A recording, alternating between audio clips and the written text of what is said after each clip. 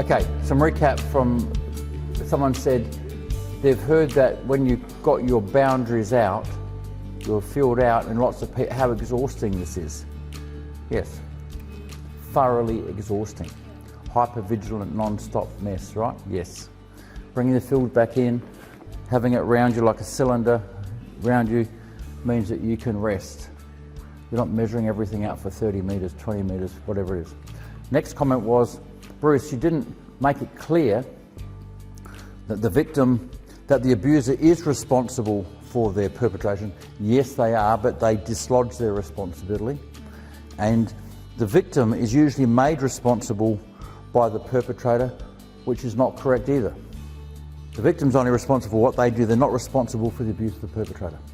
But they often take it on, and that's the disordering of responsibilities. The victim says, if I hadn't, they wouldn't have. No, the abuser is responsible for what they do. And off we go. Now, I think I can hear music in the background. I think what it is Wes is serenading us with his speaker. Down the volume on the top or something. Down the front. Now the technological savvy people are trying to work out how to shut the speaker off. Yeah. No Doberman jokes in public. Now, so that's that, and there was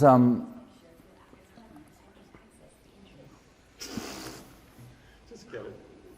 I can hear other things. So now what we've got to do is we want to just lay out how darkness works, not so you can go and get involved in it, but so you can understand it and have a laugh at it.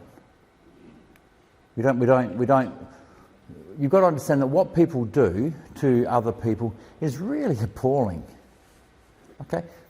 Before we get into this, just look at the human sex trade. Picking up kids from across the world. The Asian one terminates in Japan, so all the best looking boys and girls end up getting filtered into Japan, and then then people get used. Different ones end up in different places, but this is like a network of just using human bodies. What about the person? That's one thing. The next thing is when you do that at this soul level. Now, with this understanding of this field, which is somehow connected to your body, which is connected to you and your being, and you can bring that in and out, right? What happens when you've got lots of bits? Is it one field? It starts getting interesting, doesn't it? God. So it's like, okay, so this becomes interesting. Now, you've all seen a jigsaw puzzle, haven't you? And you've got all these bits. Okay. If I can fragment somebody, top, fear, always fear-based, always fear on to create the fragmentation. If you get fragmented, and that's like a jigsaw puzzle, isn't it? All these little pieces. And over here, I have another jigsaw puzzle. What would happen if I took some bits of this jigsaw puzzle and put them into this jigsaw, and took bits of this jigsaw puzzle and put them into this jigsaw? Could you ever get the jigsaw back together again?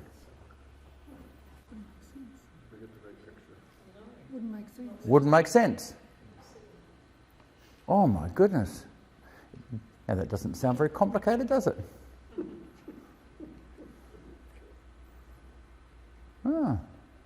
What would happen if then you could have these bits of people, and you could bring them out and then you can control them somehow, and they've got airplay, the bits of people, and you can control them through lies, like the law of karma. The law of karma basically is the law of sin and death, which is if you do something bad, something deserved, so you deserve, like a victim, you deserve what's happened to you. Then you've got a little power source, haven't you? What would happen if you could take a young child, a baby, and you could deliberately kill it in a sacrifice and trap that field through something, and through your controls, keep that thing in the same way? You could build up a little power source, couldn't you? Oh, look at the room. The room's gone, oh my God. Would they do such a thing? Would they trade in the bodies and souls of men as per revelation? Oh yeah, they do. That's pretty horrible, isn't it? Yeah, it is, because it's totally inhuman, and it's just life they're playing with Zoe without love, and they're trying to trap this shit for their own purposes. How ugly is that? So now that we've sort of demystified it, you say, well, it's just about bits being moved backwards and forwards, or the solar energy being trapped, and it's not about evil power. There is no big battery pack of evil. It's the life flow of Father, Son and Spirit being twisted. It's twisted life through fear and control. Right? It's the same as what you do to others, you don't like them. Same as what the institution of the church does to people. Same as what... So before you get really precious about picking on the people involved in darkness and witchcraft, have a look at yourself and see if you're doing this in any subtle way with people around you. Am I trying to control somebody through fear? Am I trying to control somebody through guilt? It's all a spectrum, isn't it? Yes. And is that person filled with the life of Christ, holding them together? Yes. Do I still try and control them? Yes. Okay. Well, this involves a bit more ugliness, but it's so before you move into a conscience-based jumping up and down on your chair, how wicked these people are, put your mirror up and decide if you do any of that yourself. Now, we're not for a moment agreeing with what they're doing. What we're doing is just demystifying it. Let's bring it down to say, look, you can dress up in your party dress and dress up in all your gear and all this stuff, but all you're doing is this stuff. It's got an anatomy and physiology or a structure and a function sort of thing, and all your party dress is to create this thing called fear. Because if you can maintain the fear, then you keep the padlocks running and you keep the humans trapped. Okay. So, the next thing we could maybe suggest is that the Dalai Lama, right, says he can project himself 70 ways at once. What's he saying? He has been so split up that there's at least 70 of him. And he can monitor and project himself many ways at once. Okay, so that's called, there's a name for that, isn't it? What's it called?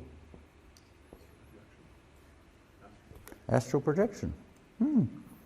Maybe things which are into darkness, which is lack of love, like military agencies, use astral projection to find things about other countries. They've all learnt they can. They've learned they can learn codes of nuclear facilities. But the person can project and watch and they can get information that way. This is just logical process of what you can do to a human. If I'm in a military agency or somewhere else or something, I might discover that I can either fragment a person or take their fragmented parts and I can program them. That might be useful for my processes. No. Oh, wow. So now you've taken this whole fear thing out of it, you've taken all the mystery, you've said there's no real difference between what I do to my neighbour sometimes and what the military and the occult do. Yeah, exactly. Just dumb the whole thing down and call it as it is. You with me?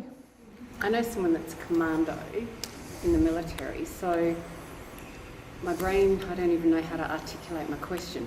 How does all that, being a commando in the army, work with all this? Well, yeah, our soldiers are just soldiers. But if they've been through programming, which they may or may not have, then they've got a different edge on them. Now, if you could take, maybe, like, if you look at Guantanamo Bay, right? What's that for? Well, they can split people through waterboarding and stabilise the parts. That takes a couple of years. Everybody's kept in there for a couple of years. Then the person can go home. You've got a doppelganger reporting back to whoever they want. Oh, so this understanding of humans having the capacity to be split and programmed isn't just me controlling my child or my spouse or the next door neighbour. Oh, it's a bit painful, that, isn't it? It can also apply to what military agencies do. It can apply to what religious players with Zoe do. Yes. Still part of a spectrum. I only came across this because I worked with SRA kids, SRA people, ended up deprogramming military program people. And then when I was working with both, I said, this is the same thing. It's just how the human works.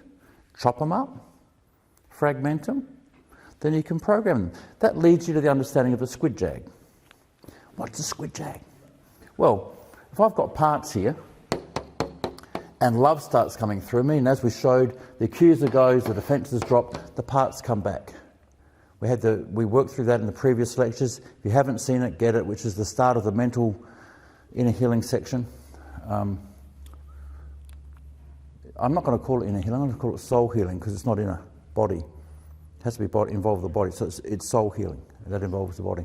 So in the soul healing section, as the parts come back. Now what happens if the part's got guilt attached to it? Can it come back? No, it can't come back. What if it's got meaning attached to it which says, I'm bad, can it come back? No. So each part that comes back has got like these hooks, like squid jag, which jags back. And the gospel undoes most of them, but that's where if you need it, a good counsellor comes in who understands the hooks that are stopping the thing proceed. Because the body memory process, the hooks will stop you processing the memory and stop it flowing and heal. Does that answer that? Yeah. Steve? Good, okay.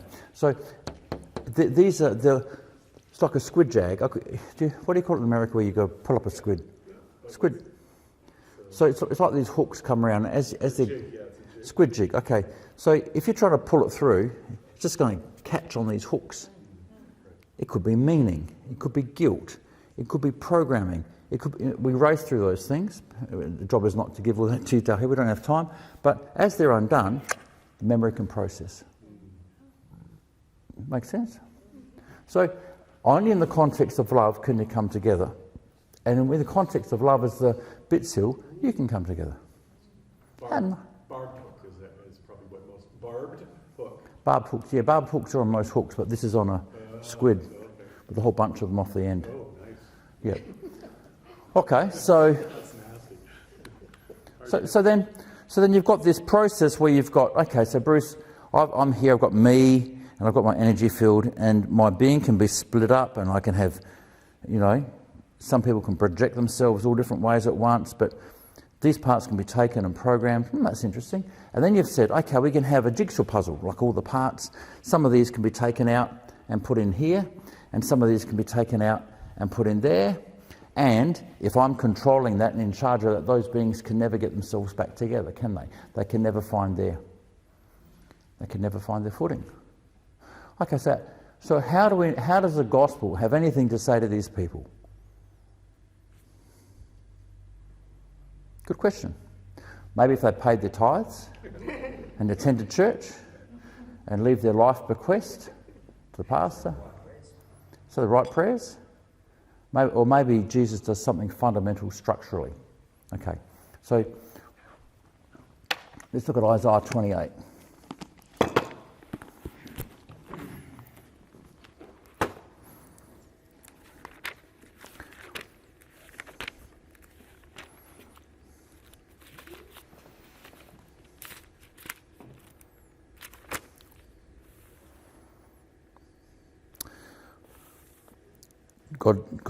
Thus says the Lord, I lay in Zion a stone for a foundation, a tried stone, a precious cornerstone, a sure foundation. Right? I'll make justice the measuring line and righteousness the plummet. The hail will sweep away the refuge of lies, and the waters will overflow the hiding place. 18. Ooh, your covenant with death will be annulled. Your covenant agreement with death will be annulled. And your agreement with Sheol will not stand. So let's come back.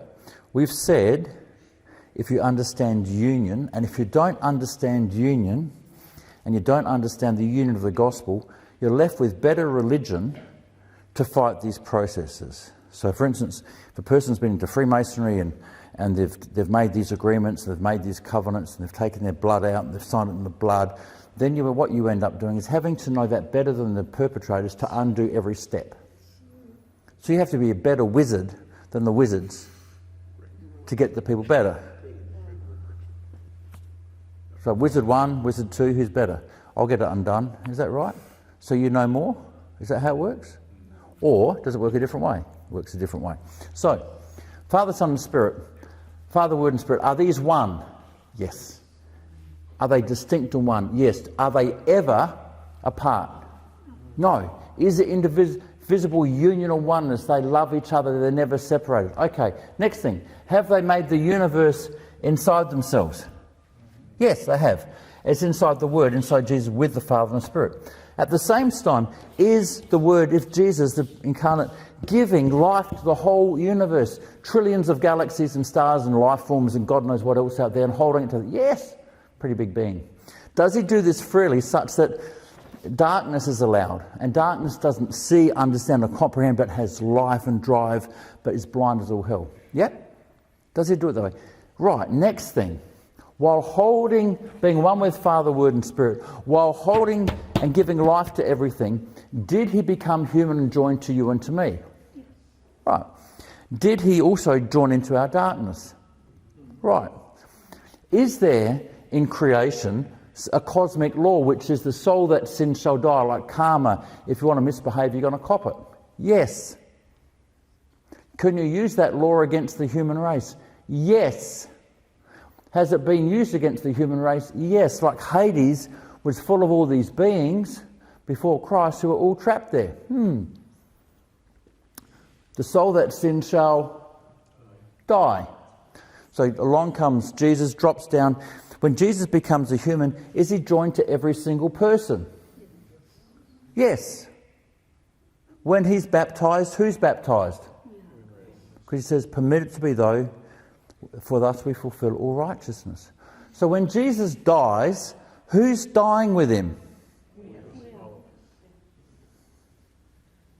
Everyone. Okay, so how does the gospel cut into these agreements? Because when you meet the parts, you meet the person as you proclaim the gospel, this part deserves to die, is all locked in fear, and you're saying, guys, you have died. When Jesus Christ died, you died. Every human has died in Jesus. Therefore, you're all free from the law of sin and death. No spiritual being has any authority over you now. Oh my God. This undercuts the entire basis of control through playing with the soul and magic, through playing with Zoe of Christ, through trying to control it. Undercuts the whole thing. And so then people come back, oh, but Bruce, you said, you know, my covenant was made with blood. I signed in my blood. Yes, you did in your life. And therefore, my life, yes, and you died with Christ, and therefore that covenant is void. Well, was Christ's covenant made with blood? Yes. What did Jesus do? Jesus is one with the Father, Word and Spirit. He's holding the universe together. He's giving it life. He's jumped into it as human. He's jumped into our darkness. And while he's hanging there, after he's dead, we stick a spear in the side and out pours blood and water. And they both baptise the cosmos. And that blood is the fixed up humanity life. It's fixed up our darkness. It's fixed up our corruption and all our lostness. It's fixed up everything in himself. He's fixed it up, and he's also then taken it into death, and you and me have died with him. Oh my goodness. You mean he's cleaned up the whole karmic thing for me? He's cleaned up the law of sin and death? Yes. And he's also placed himself in me he's sorted out the life. Yes, that's pretty good. Next thing is, was he sinless? Okay. Did the sinless one die? What happened in Aslan's last battle? The stone table broke. And the witch is going, you can't just get rid of the law of sin and death. You can't do that. The table breaks. You can't, because these people are playing with the laws. They're playing with the laws of creation for their own benefit and power. You can't do that. You can't break the law. You can't break that eternal law. And Aslan says, there's deeper magic that goes back before the dawn of time that you don't know about. Why did the table break? Why are these things wrong? Because the sinless one died. It says the soul that sins shall die. Christ was sinless and we killed him, and by doing that we removed the law against ourselves. We were clueless. The wisdom of Father, Son and Spirit, and how to save a violent race that doesn't know what's going on, play them at their own game. And so that law is broken from against being used from us, and the eternal law, which is Dad and Word and Spirit, Dad, Jesus and Spirit, who want family. They want us as kids. The law of sonship, the law of family, the law of the Spirit, and we're all included. Then that's been assured by placing Jesus in us. So it's bottom up, not top down. Now when you look at that and you place that in the context of people then trying to use rituals, fear, guilt, blood, covenants, those things are gone. In the context of the gospel, all of that magic covenant stuff is gone. And as you proclaim it and the person hears it, the power is lost. Next thing, you've then got to restore the boundaries. So I'm sitting here with different parts of me, and I've got my parts out there, and so I've got like a lot of portals or pipes. However you think about it, other people have access to me. If I'm sitting here with we had a bit of a play last night, and Zoe was with these glow sticks, and she organised them like a star, on a central stellate thing. If I'm sitting there with all these portals of glow sticks into me, what control have I got over my being? Not a lot. So the next thing is restoring boundaries. Restoring spiritual boundaries. So just like you've got boundaries to be restored in your human relationships, you've got boundaries to be restored in your spiritual relationships. It's not very complicated. Again, this is just the anatomy, physiology of the life flow. Understanding can fix it up. So what are you going to do? Well, if I've got a life flow connection with Michael, some of my life's been put into him, and maybe something from him has been put into me, what needs to happen? Well, everything in me of Michael needs to go that way. And every opening or everything that's come into me from Michael needs to go that way. And anything of me in Michael needs to come back to me. Very simple prayer. And I want my bits to come back clean, because I'm not sure what Michael's been into. And vice versa. Does it make sense? And then we want that boundary soul tie closed, that connection closed. Oh, as simple as that. Yes, and you can pray those prayers so that you restore your boundary. Now, it's no surprise then that the people involved in that darkness here who are doing this, what they also do is have open sexual activities within their groups to maintain those connections. It's not about sin. It's not about lust. It's about maintaining the flow and the control and the connections. Just anatomy and physiology again. Just structure and function. That's why cult leaders often... Yeah, probably why cult leaders often decide to prey on their flock. Not this prey, but the other prey. Sorry about bad jokes. Dad jokes, yeah. So, on granddad jokes too. So, that's that structure. That's what goes on. You go, okay, so then what about the parts in me, the jigsaw puzzles? Yeah, well, that's part of it. This jigsaw puzzle needs to go back. So, Bruce, all you're talking about now is bits of people moving backwards and forwards. In the Bible, they had a thing called demons. Isn't everything just a demon? And aren't there demons under every tree? And how does that work? Well, The moment you say the word demon or anything like that, you're into Hollywood.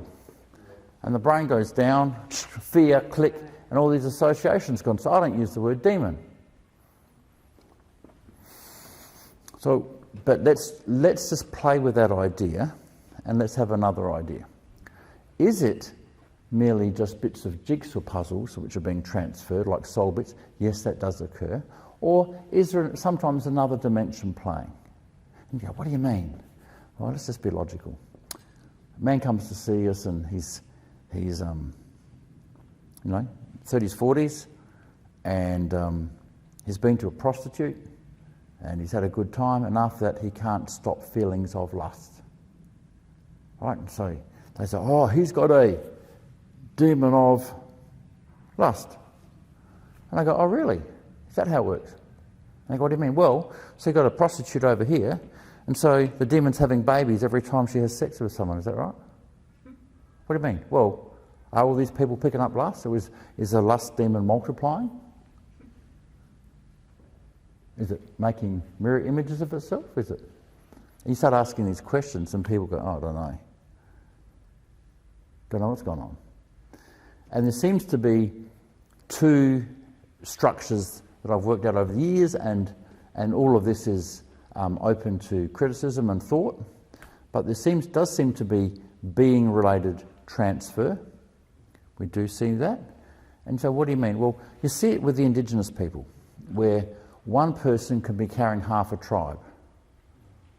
And what do you mean? Well, inside that person is voice after voice after voice after voice after voice, and it's part of their tribe. And you see situations where that person may have an encounter with Jesus, that is not the dodgy Jesus, but the one who rose from the dead, and as they have an encounter, all the beings in that person go home. Because they've met the Creator, and they're not stuck with the religious bullshit halfway, and they met the Creator and go home, and if you chat with the person who are in, they go, it's so quiet now. It's so quiet. Right, there's a lot of that. If you chat with people who understand this, a lot of that goes on. So that is about carrying a being, carrying a soul, carrying an energy field, an intelligent energy field of another being who's died. Really interesting stuff, right? Okay. Could there be other beings, like dark beings of different sorts? Yes, they can be there too. But come back to the lust thing.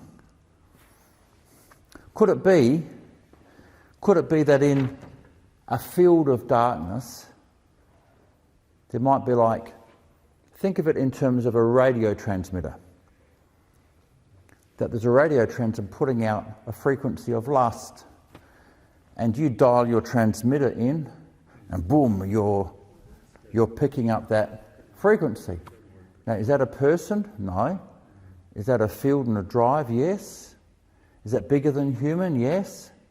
Is that darkness? Yes.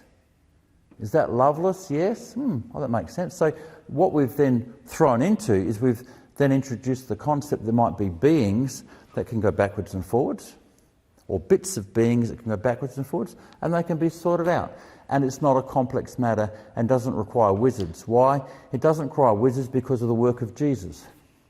Let me tell you, I was into wizardry, trying to work out a lot of this stuff. And I was working out how I was studying the occult, and I was studying the Kabbalah, and I studied Freemasonry, and studying all the details to try and help people. Then I had an experience. One day I was praying for a person. The Seraphot is the tree of life in the Kabbalah, and it's the life flow coming into a person. And there's steps in it. And if you've got spiritual eyes, you can see things. And I could see this person was missing that step. And I was just praying for them, and I'm praying that step, and over my shoulder comes a voice saying, Bruce, the sorcerer.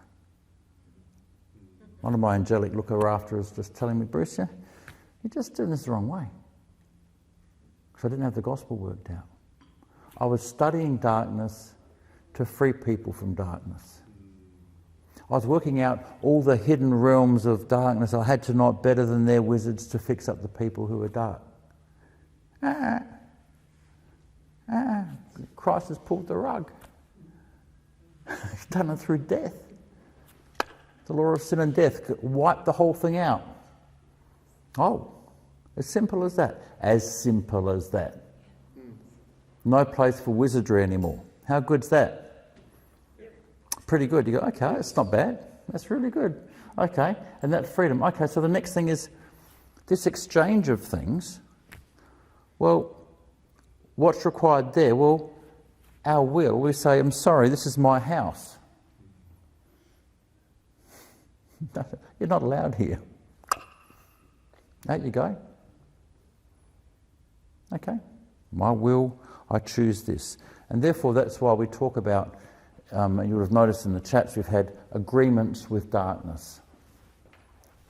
And we've had prayers on the way through, which you can look at, prayers on breaking your agreements with darkness, where we unwittingly agree to be involved in things, and you just don't, or wittingly. You just say, the Holy Spirit, just sort that out, and you break agreements with darkness. Next thing is, so then you've got the things out. And part of my agreement with darkness might mean dialing my radio into the frequency of lust. What is sometimes required for that? We've spoken about the role of confession. Confession is never about getting your sins forgiven, because the Lamb of God has taken away the sins of the world. Confession is about getting you to own or face up to what might be going on, which allows the healing to flow. Oh, that's all right then. So there might be a place in some of this for ownership and confession. Yes. And then you're in a situation where once you've done that and things are sorted out, the person can largely come back together. Does some of it take a lot of time? Yes. Some of it takes a lot of time. What about the complex people with the SRA and all that? Well, if the gospel's in the right frame and not the dodgy gospel, it goes fast. But also Jesus often turns up and will carry tenderly the little bits and sort them out. Remember, the feeding of the 5,000, let no part be lost. Every bit of you, wherever it may be, is going to be gathered together by Jesus. Because you can't be outside Jesus. You might say, but bits of me being locked away in the universe. Yeah, who holds the universe together? Christ is going to bring back your whole being, all of you. Everything of Father, Son and Spirit is one. Deuteronomy chapter 6 verse 4, behold, O Israel, the Lord our God is one God. Union, integration, unity is of the ways of God. Fragmentation, splitting and control is not of the ways of God. Good, that's enough of that section. Just maybe one quick thing, and the reason why it takes time is that God doesn't do anything against our will or without our participation. Well, that's given. God doesn't do anything against the will, which is why we've got darkness. So it can take time. Yeah, and he works with us. No control. It can take time for us to be aware of that and then to work it all through. Yeah, no marionettes, no control.